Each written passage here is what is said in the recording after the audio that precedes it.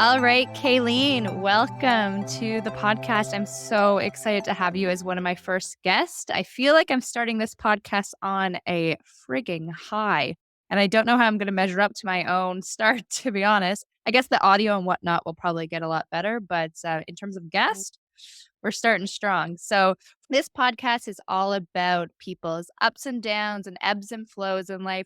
So, why don't you give us a little teaser into what we'll chat about today?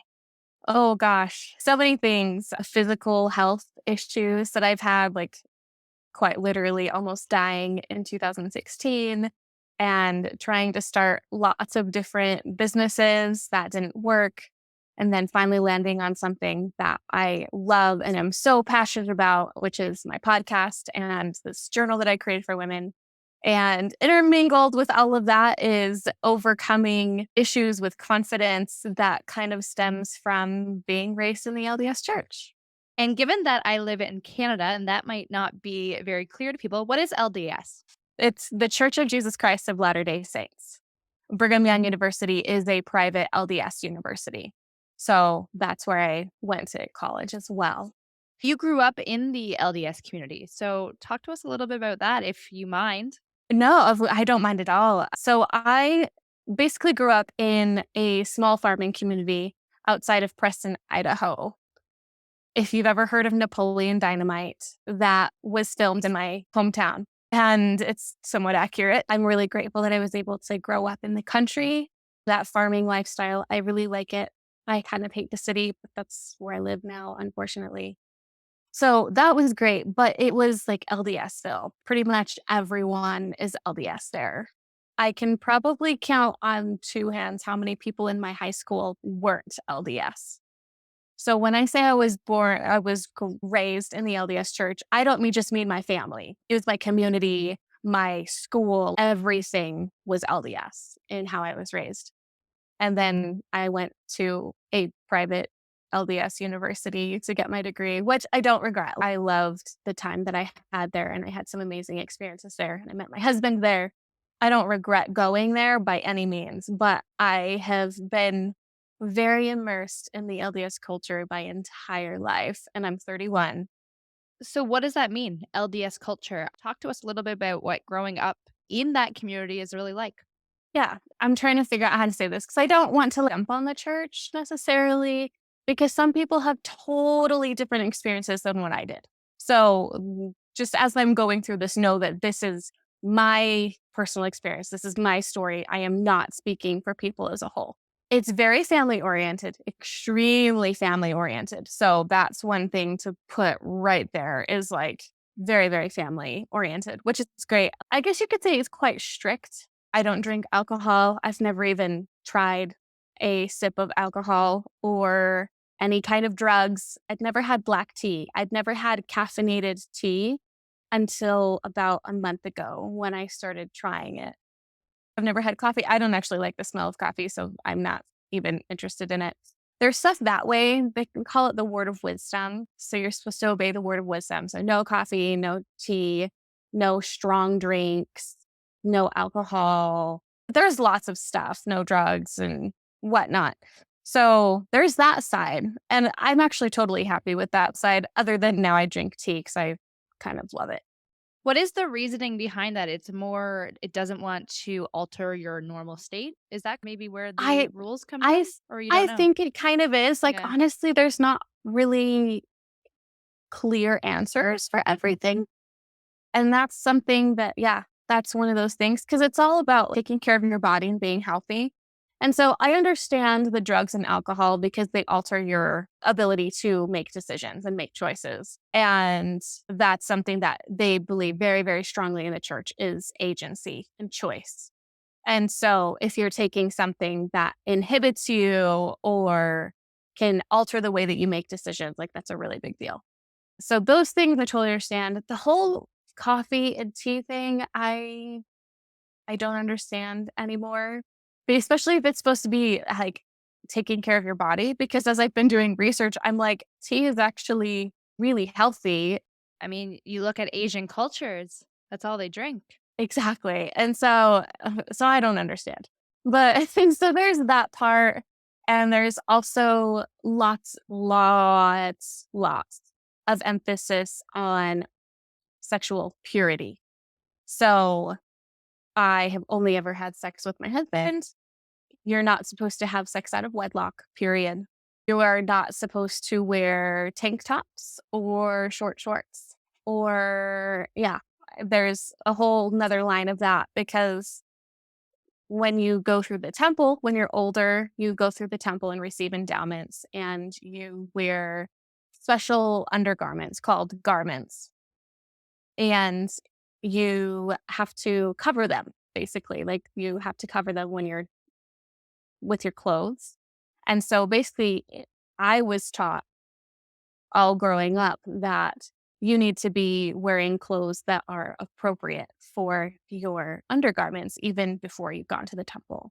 So I didn't grow up wearing tank tops or short shorts or anything low cut. It's just super interesting. I no longer, like I said, since I'm leaving the church, like I no longer wear my garments. I don't do any of that anymore. So I've been wearing tank tops and drinking tea. And so I'm like horrible. And I'm a sinner. We talked about this on our discovery call. Religion interests me so much. Yeah. There's a lot of good that comes from religion Oh, because, yeah. as you mentioned, there's a lot of community around it where, yes, you look at it now and you're like, all these rules per se, but if you're around a community and that's all you know, that's all you know. So Mhm. you're not around people who are like, "Oh, wait, you're not allowed to wear a tank top." They're never, no one's questioning your rules Yeah. because it's all you know. So is that a good? Is that a bad thing? Talk to me about that. Yeah. So for me personally, again, this is just the way that I was raised. For me personally, it actually started to really hinder me.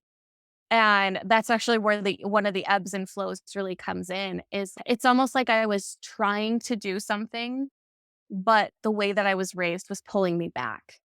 And it's been a lot more recently when I've really been pushing against the church and stepping away from it that I have actually opened myself up to succeed more and do something that brings me immense joy and that helps others, which is just very interesting. There really is beauty in the community that can be grown in that. And I really didn't know anything better. And then I went to a university that was all the same again. And so it's been a lot more recently that I've been trying to push against it. Where it really held me back, and this is honestly why I was held back, is one thing that is extremely prominent in the religion, at least how I was raised, was a woman's place is in the home serving her husband and her kids.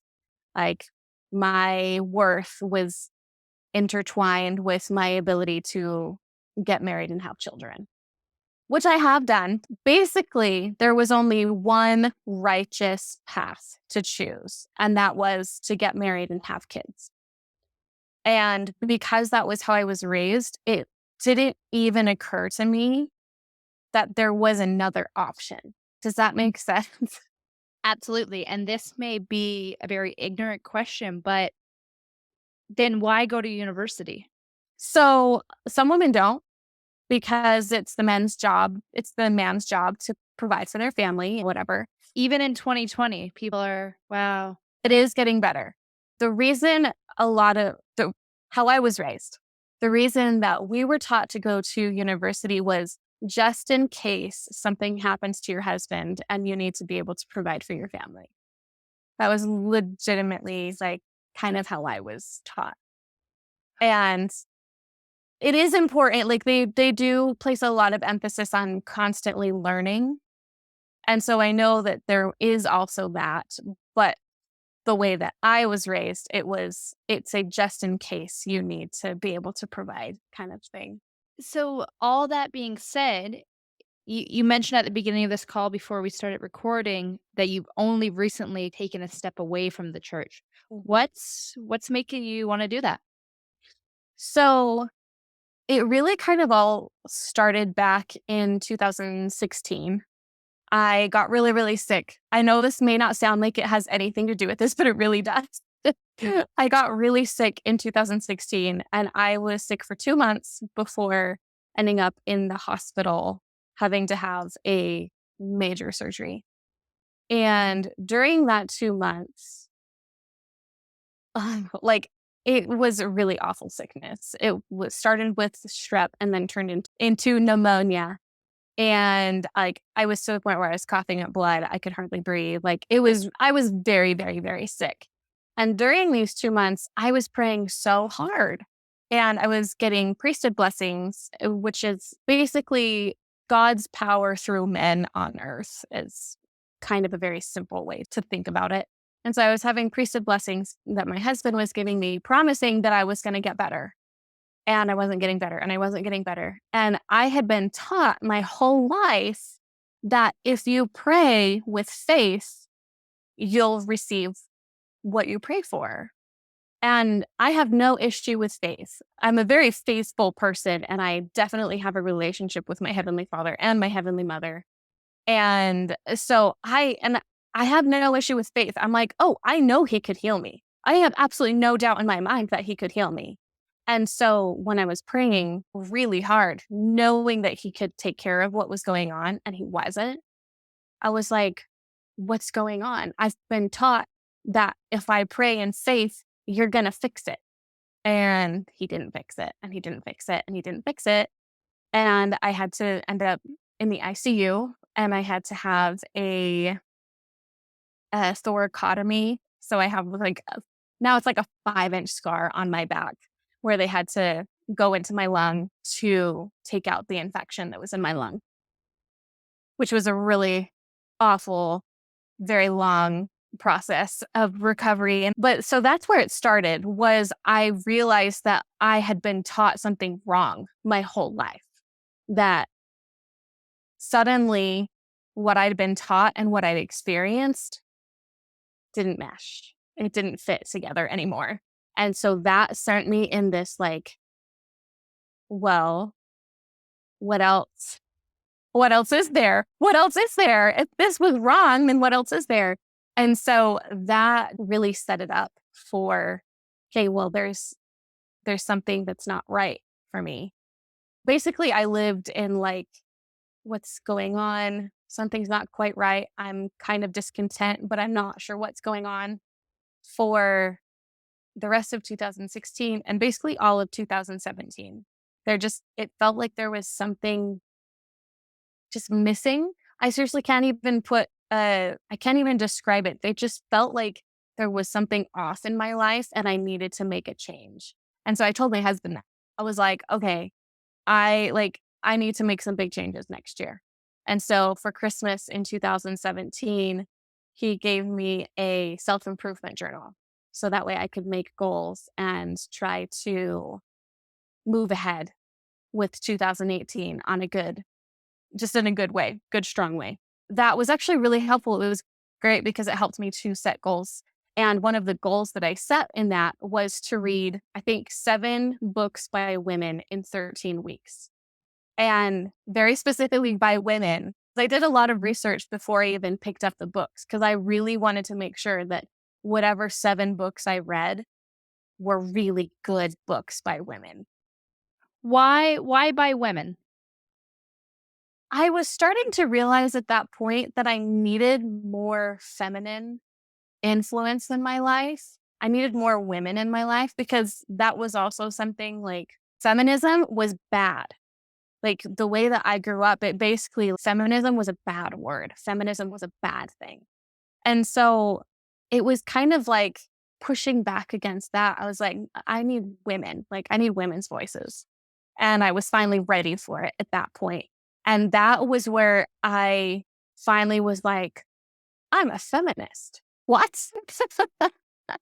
And it was amazing. They were so empowering. And it really helped me to realize that I'd been held back my whole life by my religion and by society. And so reading those books really helped to propel me forward. And again, ebbs and flows of life. I'd tried creating multiple things up to that point of just, I don't know, positive things that I wanted to get out in the world. One of the things that I tried doing was this blog called Slowly Healthy, where it was full health, like mental, physical, emotional health, but slowly because so many people want an instant fix. So I wanted to do this Slowly Healthy blog, and it totally sucked and never went anywhere. And I was like, there were just multiple things along the way that I tried starting something, but I always kept getting pulled back and just would kind of fail. And it was as I was reading all of these books by women and getting more into entrepreneurship and learning more about it that I was like, I just don't think I found the right thing yet. And that book, the self-improvement journal that my husband gave me for Christmas in 2017, as I started using it, it was great. I loved it.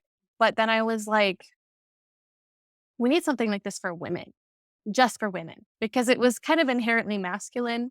All of the quotes in it were by men. There were very few by women, and there were some that were by women that were written as unknown. And so I was like, I can do something better just for women. That's how the best businesses start, where you see it, you see some white space, you see a need, and you say, "I can create that." That's how the Yeah, best businesses are created. exactly. And so I started Empress Journal. I started creating it. And I have to say, I have an extremely supportive husband, like a ridiculously supportive husband. And he's like everything on the back end that you would need. So he designed the journal for me. He takes all the pictures because he's a photographer. He does the graphic design. He does my website. He does all of that stuff for me so that I can just focus on the good part, the fun part of it. And so I started creating Empress Journal, and I don't know, that was where I really started to realize that I had power within me that had kind of been pushed down by the church that I grew up in, because my whole place was to be in the home, taking care of my husband and my kids in the apartment. And that was my place. I had no business trying to create something for other people. I had no business seeking outside of my home to do something. So as I started to take that power back and be empowered, I was like, oh, I can do good things. And so I kept reading more books. I love reading books by women, especially Brene Brown. Shout out. Oh my gosh. If you've never read anything by her, you need to read something like today. What's your favorite by Brene Brown? Oh my gosh. I don't think I can even have a favorite. Like anything that she has spoken, written, like she is my favorite.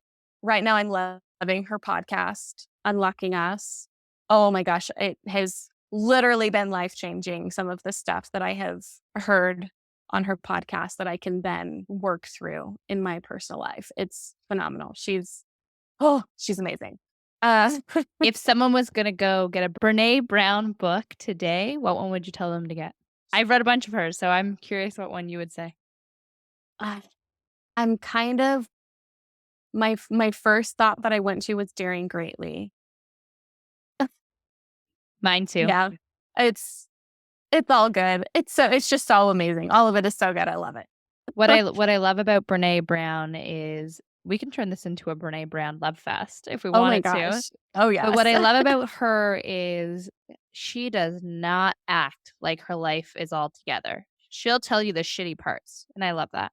Yes. And that was really inspiring to me because so something else. Like I'm kind of all over the place. But and again, like I really do see these ebbs and flows in my life where I started to like realize something and I started to move forward, but then I'd kind of like pull myself back. And I just kept doing that to myself. But once I found Brene Brown, holy crap, it like really started to change my life. And I know that sounds so ridiculous, but it's true. So my whole life, I have been very open. I've been a very open and honest person. And sometimes people took that as a negative thing, especially in the church, because you have to show the best. You're only supposed to show the best because if people see your flaws, that's bad. And when I really started to lean into, no, we need to show reality. We need to show what's really going on in our lives because that's where we can connect with other people. When I really started to realize that is when I had this total shift in my mind and my ability to reach out to others. Yeah, like realizing that it's not bad that I'm an open and honest person because vulnerability, and this is where Brene Brown came in. I was like, oh my gosh, no, this is good. Being vulnerable is actually a good thing. And some people struggle with this, and I don't. Like, I'm a naturally vulnerable person. And so having her empower me to be like, no, vulnerability is good and we need vulnerability. I was like, this is amazing. And so I really started leaning into that. And so I started Empress Journal and and then through doing that and whatnot, I wanted to reach out by sharing my story about my surgery in 2016. And I was going to just write a blog post. And then I wanted pictures for it. And since my husband's a photographer, he took the pictures. And while he was doing the photos, because of where the scar is, because I have like a big scar kind of on my back and then on my left side. And then I have three other smaller scars on my side from having to have chest tubes after the surgery. And so I had to be topless for him taking photos. And That is even though not allowed in the church. oh, it's not allowed at all. That's so taboo. And so being topless for these photos, like if you don't see the front of me, my husband did it extremely tastefully. And I love the photos that he got. They're beautiful. It's beautiful. But he was taking these photos and I was like, oh my gosh, I felt so exposed and so vulnerable, but in a scary way. And I was like, but this is my husband. Like, my husband's the one taking these photos. Why am I feeling this way? And I realized that it was so intertwined with my confidence and how I was raised. And so I was like, oh my gosh, I'm connecting physical scars to internal scars. Like, that's what my blog post is going to be about. And then as I started writing it, I was like, this is so much more than a blog post. And I was like, well, maybe I'll like interview other people and put them on the blog. And that still didn't seem right. And so I landed on a podcast, which is now my podcast, Scars We Share. I think it's important for people to tell their stories in their own way, in their own voice, not me interviewing them and putting it in my voice, but letting their voices come through. And so then I was still working on Empress Journal, but then I started working on my podcast. And then I totally out of the blue, I got pregnant. And so I had to take a break, like while I was pregnant, because it was my third pregnancy. It was my third baby. And it was rougher than my other pregnancies. I had two other kids that I was taking care of. But then as soon as I had him, say he was born May 9th of 2019. And I think within 6 weeks, I was back to it all because I was like, no, I want to do this again. I want to get back to this. And I kept using Empress Journal. I kept using the journal that I created to help me make my podcast, to help me make it come to life. And I still use Empress Journal to continue to make it happen and go on. And yeah, but I don't know, there's so much confidence and power that I have found in stepping away from the church and the way that I was raised because it was holding me back. And it was me holding myself back because of the way I was raised. And so as I've been stepping away and honestly doing my podcast, this might sound really bad for some people if they're like, oh, it led you away from the church. How dare it?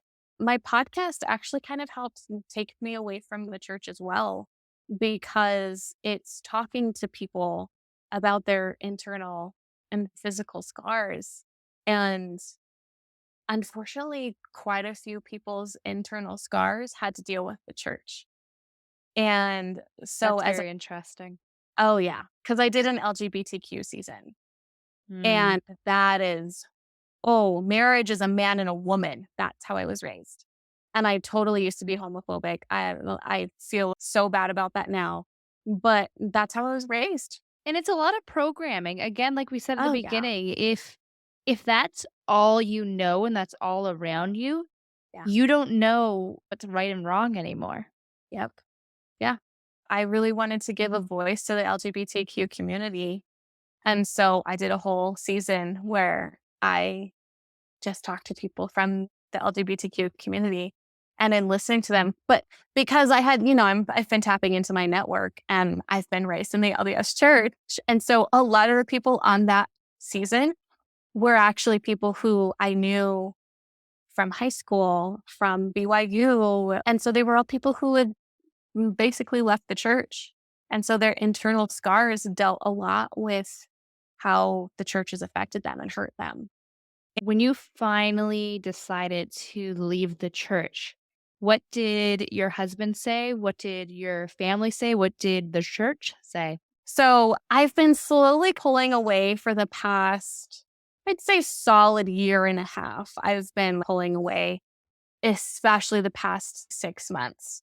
The reason I started pulling away from the church before was because I didn't like the way that it treated my friends. I didn't like the hurt that it was causing people that I loved. And that was one of the reasons I really started to pull away at first.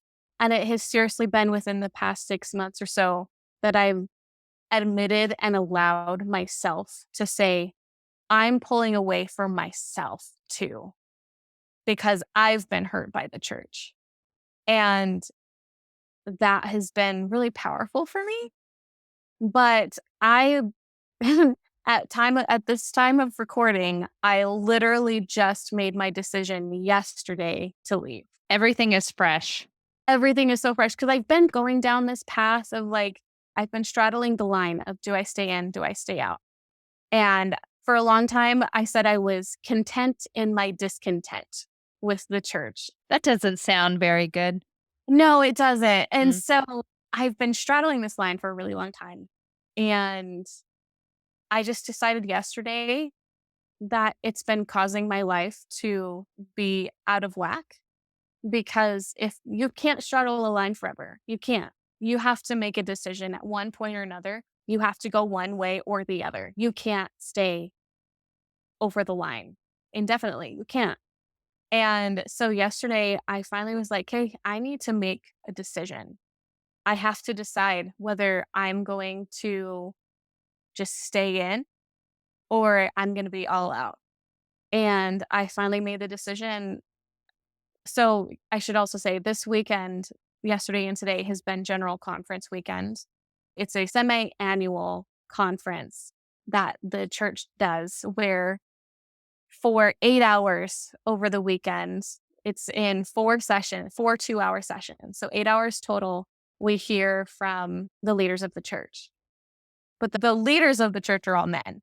It's the quorum of the 12 apostles, 12 men, and then the first presidency is 3 men. So 15 men, very few women speak. It's really mostly all men speak for 8 hours. And it was actually after listening to the first session of conference yesterday, one of the talks that really hit me was not making a choice is a choice. And I don't think it went the way that he was expecting it to. But it hit me. I was like, no, it's actually totally true. Not making a choice is a choice. And I need to make a choice. And so after listening to that session yesterday, and again, seeing the hurt that it was causing people, because I was on a live thread of people talking about it. And I saw some of the really painful and hurtful things that were said during conference, during that session. I was like, no, I can't do this anymore. So I literally made my decision yesterday that I was done. And my husband is extremely supportive. He was like, yep, that's great. He actually wants to leave with me, but he can't because he works for the church. And in order to work for the church, you have to have a temple recommend. And so he can't leave because then he can't have a recommend, which means he won't have a job. That's really heartbreaking. Yeah. So it's really hard because It's a way tougher decision for him. oh yeah, because he sees me leaving and he wants to leave with me. He is right on board with me. He's like, I'm so done. But if he wants to make money, he can't. How does the church look at that though, where he's working for the church and this man's wife just left the church? What do they think about it? And I should ask, what does leaving the church entail? Do you have to tell anyone? Do you just stop showing up to things?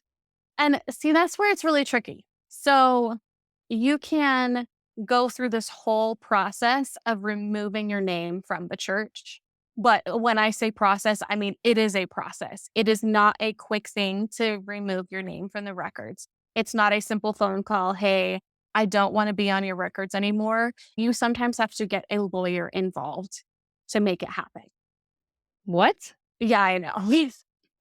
It's really, really difficult to get out of the church officially. So for me, just leaving means I am making the decision to no longer participate. I'm not going to participate in the sacrament meetings, the Sunday school. I'm not going to renew my temple recommend. I don't wear my garments anymore. So it's very much just an active, I'm done and I'm leaving.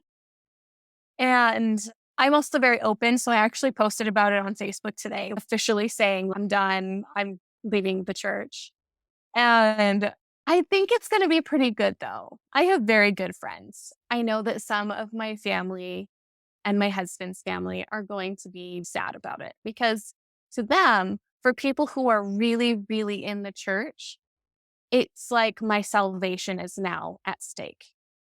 To them, I am giving up the highest degree of glory because I'm leaving the church.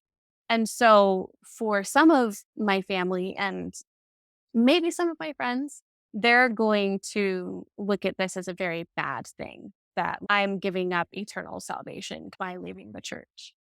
But I also have a lot of wonderful friends I know will be full support and love for They'll me. be partying for you. Yes. Some of them are legitimately probably going to be like, yeah. We One of got my another sisters, one. yes, one of my, like, I have 3 sisters. One of my sisters is, I would say, over the moon that I decided to leave because she hasn't been a member of the church since she was like 14.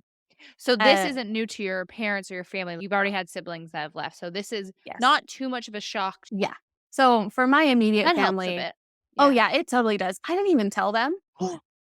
As I do, like, I didn't even tell anyone in my family that I was doing this. They're all gonna find out through my Facebook post. I I love my family, I do, but I also have lots of issues with some of my family. So, Is that linked to the church or just totally different? I actually would say that probably a lot of it was because of how we were raised in the church. But Kaylee, when you look back at that, if you come from a family of multiple generations of Latter-day Saints, maybe your parents didn't know better either, you know? Yeah. Mhm. I don't know if there's really, anyone in my dad's family that isn't in the church or wasn't. It goes back generations upon generations from my dad's family. And my grandma actually was a first generation LDS. Because so my grandma was converted when she was, I remember 18 or 19. I only have one living grandparent left. And I don't remember this grandma's story very well as far as that goes. For that side of the family, it's definitely a little bit newer, but she raised her kids in the church. And so the majority of my aunts and uncles on that side are LDS. It's something that they know well, my parents, but this is something that they have also dealt with. But I'm the youngest of 6. I should also say that big families are very normal and common in the church. I have 2 siblings who have left the church and they left when they were teenagers. So, yeah, it's something that my family has dealt with. Was it hard on your family when your first sibling was leaving the church? I think it was. I was young enough because he's 10 years older than I am. So I was young enough that I didn't really know a whole lot that was going on. I think it was difficult in a lot of ways. I know that one thing, because I have heard this story so many times, one thing that really upset my family was my mom would come home from church crying because women at church would say something to the effect of, "It's your fault that your son left the church." What is the logic behind that?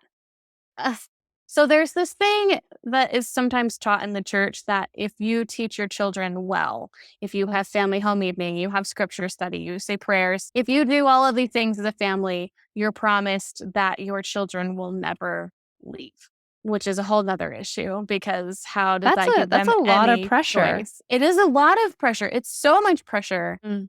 But then my brother, who was leaving the church, sees his mom come home crying from going to church. He's like, why on earth am I going to want to be a part of that? So I know that it was a struggle for them at first. I think that they've kind of just accepted it at this point. As far as I can tell, I don't have an amazing relationship with my parents. They're my parents, so obviously I love them and whatnot. But I don't talk to them regularly. I can only imagine. When you went to school growing up, did you go to what I wanna call normal public school, or is it all Latter-day Saints? It was a normal public school, but it was basically all LDS people.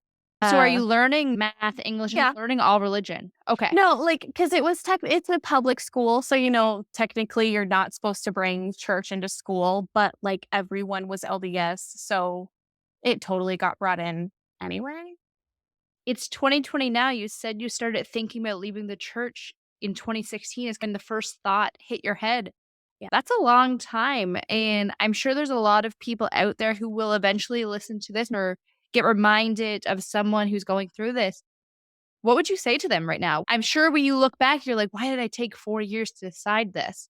But there's a lot of humming and hawing when it comes to something that's been your whole life, you know? Yeah. Mhm. Oh, there's so much. Break it down for us. What would you say to Yeah. them? One thing I would say is it's okay to go at your own pace. For some people, it's very quick. It's, "Oh, this isn't how I've been taught. This isn't how I want to be taught anymore. I'm done." I think something that comes into it with me is I'm a very sensitive person. I was thinking about the ramifications of leaving. And when you're thinking about all of that, trying to, I don't know, it just adds so much into it. So, what I would really, really suggest is don't think about that. Think about just you. What do you want? Is it good for you to stay or is it better for you to go? Because for me, as I've really kind of been going through this, I kind of almost feel I've had all these boulders placed on me. And as I've been chipping away and climbing out of this pit of boulders that I was in, I'm kind of loving who I'm becoming as I'm doing that. And so for me, leaving the church is like sloughing off all of these negative things that were no longer serving me, were no longer bringing me joy. And by sloughing that off, by leaving, by being done with it, I'm creating space to have more joy, to actually put things in my life that will bring me more joy and will serve me and will lead to more love. You can't think about how it's going to affect other people. You can only think about yourself and what it means to you. Because if you think about other people, there's always going to be a reason to stay, always. But if you're only thinking about yourself, it narrows it down and makes it a lot clearer for you to say whether it's helpful or harmful to you. And do you feel because as you mentioned, you posted this on Facebook and then jumped on the podcast with me, so you don't know if there's gonna be support or backlash or gossiping. This is just Yeah. step 1, Kayleen. You obviously have to have a lot of confidence and security in yourself to be able to already know what you're up against. So, how does someone build that up? Is what I'm curious about. Oh my gosh, Janelle. So I have always struggled with my confidence, always. I legitimately thought that I was ugly and that no one actually cared about me and not even my family. I had a very, very terrible self esteem, really, really bad, and had no confidence. Unfortunately, my junior year of high school, I was looking for external when you don't have confidence, you look for external confidence. You look for someone else to give it to you or to give you attention. And unfortunately, there was a guy in my high school who my junior year kind of preyed on girls like that. And so he and I spent a lot of time together in my junior year. And it was really bad. It was horrible for my confidence because he totally preyed on it. Like, he was one of those people. And then that finally all kind of went away. And I decided to do a pageant. I know that might sound really weird, but I did junior miss my junior year of high school. I did a pageant in high And school too. did you? Yeah, I did. I'm sure a lot of people from my hometown will listen and they could probably tell some stories. I love that so much. But it was actually a really big turning point for me because the women who were in charge of it were just phenomenal and really buoyed you up. They were so encouraging. And it was the first time where I was like, oh, I'm actually talented. I'm actually pretty. I can do this. They would always say, you have such a good stage presence. I was like, I'm actually like good at something. And as odd as that may sound, standing and walking confidently, you can't help but feel confident when you're exuding confidence. Whether you feel it or not, when you're doing it at the beginning, like you start to feel it just by that act, just by walking tall, keeping your head up high. All of those things actually really help your confidence. So if I'm really struggling now, sometimes I'll do superhero pose, like hands on your hips and like taking up a lot of space. I'll do that because that stance is a very powerful, very confident pose. So I know this might sound really silly, but honestly, the way that you hold your body has so much internal connection. Physically, be confident, and you can't help but start to feel that way. But going a lot deeper than that, you really have to dig down within yourself and change yourself from the inside out. Because it wasn't until I started to really realize myself that I'm talented and I have worth. I have inherent worth. I am beautiful. It wasn't until I started to realize those things that it could start to change. And so I do affirmations pretty much daily. If you have to work up to it, because for real, one of the first times that I tried to look in a mirror and say, you are beautiful, I almost couldn't do it. I just started crying because I couldn't even look at myself and tell myself that. And so, one thing that I say is if you can't do mirror work, as they call it, write it. Write your affirmations down. And I totally put that in Empress Journal because women need affirmations. Women need to be writing these down. I write down 3 affirmations every single day. And as you start writing them down and then start speaking them, like saying them to yourself, once you start doing that, like it just starts to go inside of you. And then you can replace thoughts because how many of us say really negative things to ourselves in our minds? And so when you start having those affirmations that you're writing down and you're working on, when you have something negative pop up in your mind, you just swap it with one of your affirmations. And that I am kind of amazed as I'm thinking back now. I rarely say anything negative about myself anymore. And that did not used to be the case. And trust me, it was not overnight. So as you're trying to build this confidence and build this power back up within yourself, be patient with yourself. It's not going to happen overnight, but it is absolutely 100% worth the work and effort that goes into it. 100%. One of the things that I always like to remind myself, if you wouldn't say it to your best friend, don't say it about yourself. Mhm. Absolutely. Because we're our own worst critics. We're so critical on ourselves. And I honestly think part of the reason that I was so bad about it was, again, the way that I was raised. It was almost prideful to be confident. This is purely my experience, my story. So this is not for the church as a whole, just me, my experience. But really, if I said something good about myself, I had to follow it up with something bad because I needed to be humble. And when I realized that that's total crap, and it's perfectly okay for me to be confident and know that I have a lot to offer and know that I am a beautiful and amazing person, it's okay for me to know that. And it doesn't matter what other people think. Like it I've heard of a lot of people doing Post-it notes. So writing on Post-it notes and putting them on all their mirrors or on their door before they leave.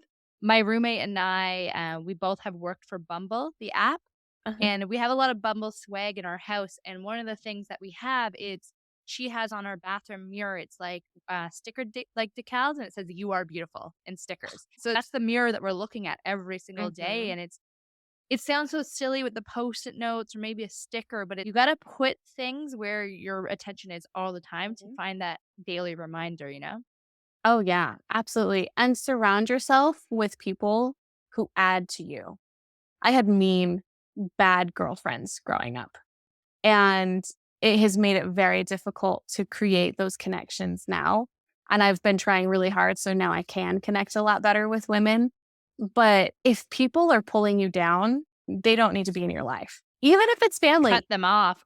Yes, yes. If there's someone who's not adding to you or adding to your life, but taking away from it, you don't need them in your life. No, they are not worth it. It took me a very long time to find good people, but it has made all the difference in the world finding those good people. You said you had little kids too. Still little? Do you have any girls? I have one girl. So my kids, I'm young. So I have 6, 3, and almost 17 months. So So cute. That house is not quiet. my kids totally played into my decision to leave the church, especially my daughter. I don't want her being taught what I was. I don't want her to have to go through the unlearning that I went through because it has sucked. I'm really glad and grateful that I've gone through the process of getting to where I am now, but that does not mean it was easy. And I don't want her to have to go through that. I want better for her. And I don't want my boys being taught toxic masculinity. I don't want them thinking that it's the woman's job to police their thoughts. I don't want them thinking that they're better than girls because they can hold the priesthood. I want better for my kids. And until the church can make some big strides in how they teach the youth, I don't want them participating at all. Your husband's so involved in the church. How can he go to his, I guess, job and say, "Yeah, but we're not raising our 3 kids here." That doesn't add up to me. I know. And it's really hard. We're actually trying to figure out how he can just not renew his recommend at the end of the year because his expires December 31st. Because if he doesn't renew, it's just basically automatically you can't work here. That's a tough situation that you're in, especially if that's really the only job he's ever known, and then you're not gonna renew that while we're still in a pandemic and everyone's uncertain job-wise. That's a really scary, tough position to be in, Kayleen, especially with 3 small kids. Oh, it's so hard. One of the things about his job, though, that's been really frustrating is they won't hire him full time. He's on call. So he's not guaranteed hours. And so we're constantly in like a feast and famine with his job. To give you an example, there's been times when he didn't work for 4 months, no hours, no work for 4 months. Now, but that you're still working for the church, are they still paying you in some capacity? Since he's on call, he's hourly. He only gets paid when he works. So if he doesn't work for 4 months, we have no income for 4 months. That's a lot of pressure on you as your own business and all the projects that you're working Yes. on. It's a lot of Yeah. financial pressure. And again, 3 small kids. Exactly. This is another issue with the church. Something that I have struggled with was, I went to BYU and I went to get a degree just to get a degree, just to have a bachelor's. And so I did theater. And while, like I said, I don't regret doing theater because I loved it and I had a wonderful time in the program, but it's not a very employable degree. I can't suddenly go out and get a full-time job and support my whole family. But because that wasn't really what it was for, I didn't think about what I was studying really. And so that's been really hard. I am very, very fortunate. There's a university here in Utah County that is doing a learn and work program where they are offering free certificates. So people who have been affected by the pandemic can get this free certificate and then hopefully get a better job. And I did get in to do an HR I can certificate. absolutely see you in HR. You would thrive. Which is why I'm like, you know what? I'm okay with doing that. So it's from January to April next year. And so I'll be getting a professional HR certificate through this university. Any company would be thrilled to have you in HR. And I've I, met you twice and I can already see it. and that's kind of what I felt like. It was not anything I'd ever thought of before, like never thought of that before. But as I started like looking into it, I'm like, oh, I could totally see myself doing this. It's not necessarily something I want to do long term. What I want is for my podcast to eventually lead into speaking and then leading workshops. That's ultimately what I want. Kayleen, I think you'll be pleasantly surprised to see those two worlds collide into exactly what you want.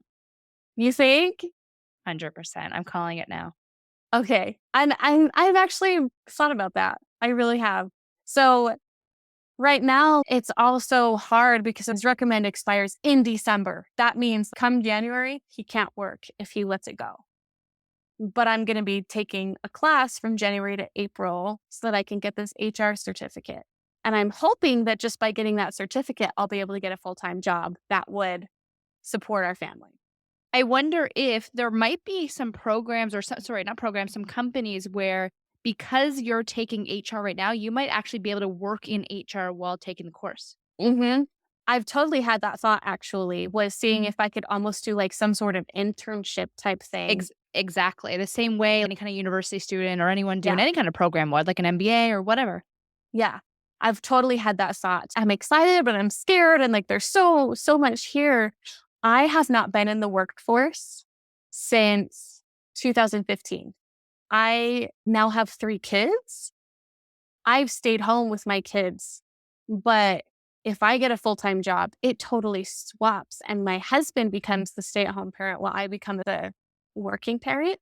Take that, Latter-day I Saints. I know, and it, like, kinda terrifies me because it's totally opposite of how I've been raised. How would your husband feel about that? He'd be Oh, okay? oh, yeah. So, another thing that's thrown into all of this, seriously, I feel like it's a beautiful disaster right now. My husband has undiagnosed mental illness. We haven't been able to afford him going to get diagnosed. So, that's Wow, been that's so tricky. sad. Yeah, so it's been really hard. Like, we don't know if he has depression or anxiety or a mix of them. Does he have sensory processing disorder? People in his family have sensory processing issues, and 2 of our children have sensory processing issues. My daughter finally tested out of the occupational therapy program that she was in, but now my almost 17-month-old boy is going through the same occupational therapy program for these extra sensory issues that they have. And so with my husband, it's like, do you have sensory processing things? Do you have depression? Do you have anxiety? We don't have an answer for what he's experiencing, but it's been steadily declining and his job does not help. The church does not help. It's part of the reason he's really done. So he's a video editor, and because it has to fit into church standards, there has been times when he was working on a video for the youth and he had to take out a clip of 2 teenage boys hugging because it looked too gay. He's had to take men who have facial hair, even if it's just grass, out of a video because you're not supposed to have facial hair. He's had to take women out of things because their shirt is too low or it's a tank top, or if someone has a tattoo, he has to take that out of the video. He's even had to take people of color out of videos.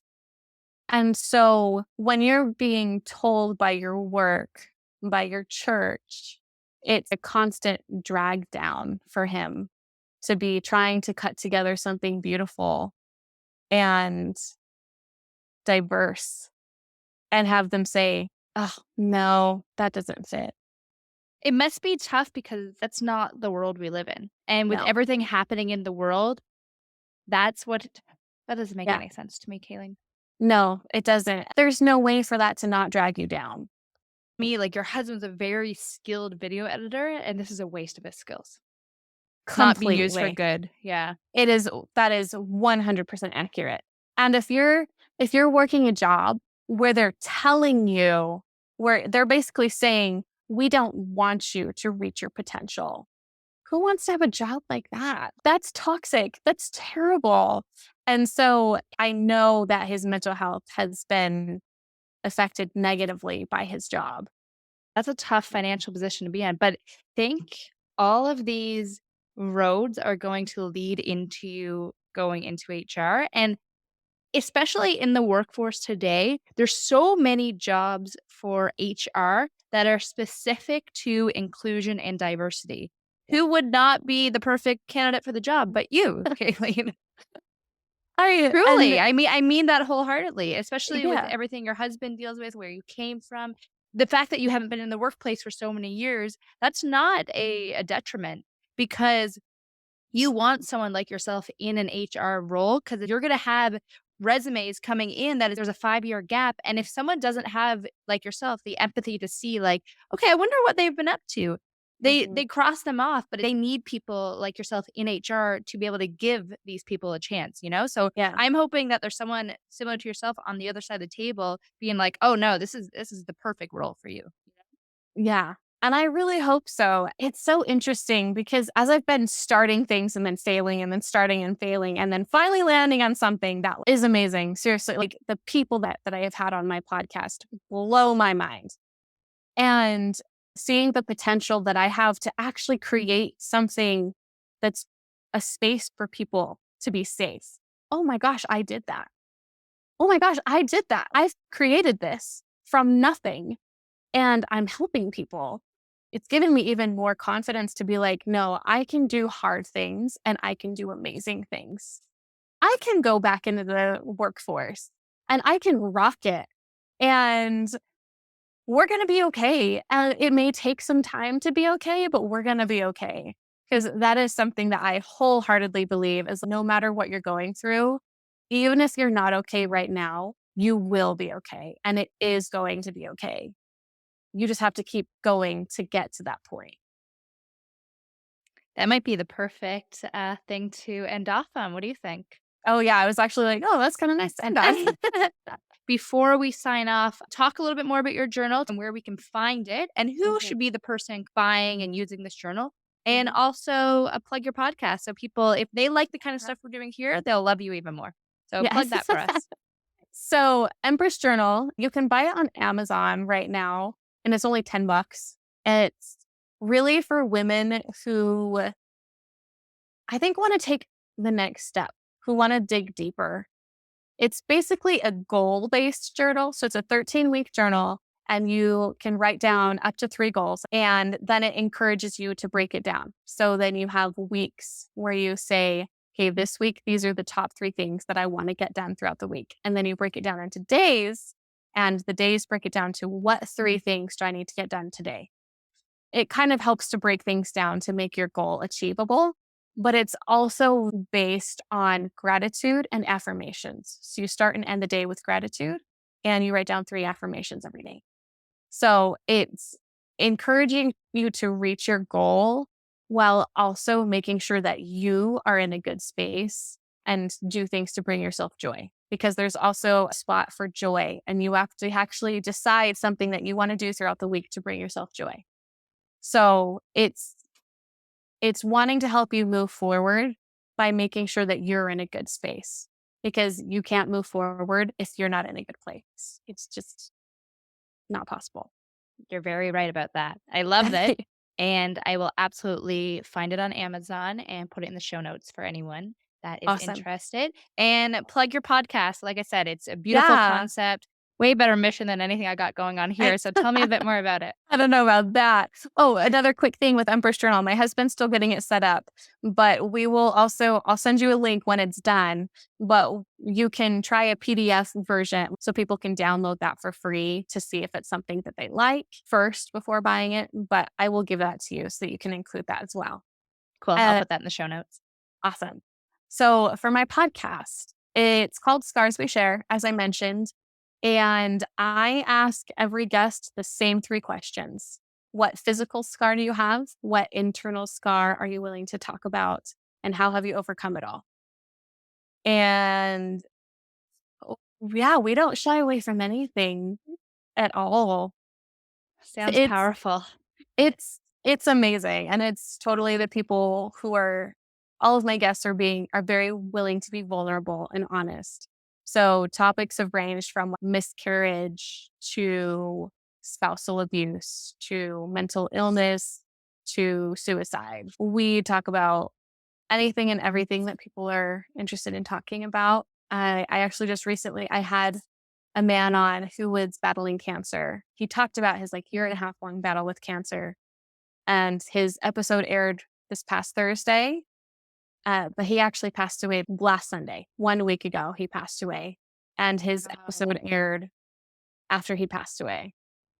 But how amazing that I have his story and fresh to give to the people he loves. Like, it's amazing. It's a It's beautiful. beautiful thing. Yes. And so, yeah, we don't shy away from anything. Anything and everything that people are willing to talk about with physical and internal scars, we talk about it.